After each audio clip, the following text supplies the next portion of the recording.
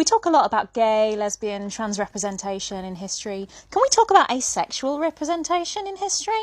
Look at it all the way down there at the end of the acronym. Now, I've talked in the past about how difficult it is to apply modern labels to people in history, and you can click the comment if you want a bit more on that.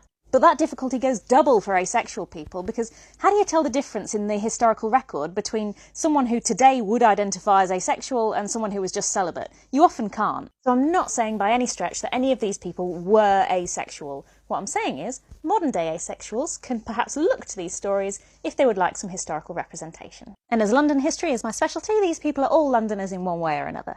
Number 1, Isaac Newton. You know, the gravity guy. Not a smidge of a heterosexual relationship all his life, died a virgin. Some scholars have argued that he might have been in love with one guy called Fatio, because they did send some rather lovely letters to each other. But on the other hand, no one at the time thought anything of it, and he had some big powerful enemies who would not have hesitated to smear him for being gay. Number 2, Florence Nightingale. Called the founder of modern nursing, revolutionised how we treat patients forever, and no evidence of any sexual relationships. Did she eschew relationships because she was married to her work, or was she never attracted to anyone? And finally, he's more moustache than man, and he wrote Peter Pan. It's J.M. Barrie. He was married to a lady called Mary Ansell and engaged to a lady called Sylvia Llewellyn-Davis, but some scholars have argued that neither relationship was consummated. One of his adopted sons, Nico, later said, "I don't believe Uncle Jim ever felt a stirring in the undergrowth for anyone, man, woman or child." Asexual history is something I'm really struggling to find some good historical sources on, so if you've got any, let me know in the comments.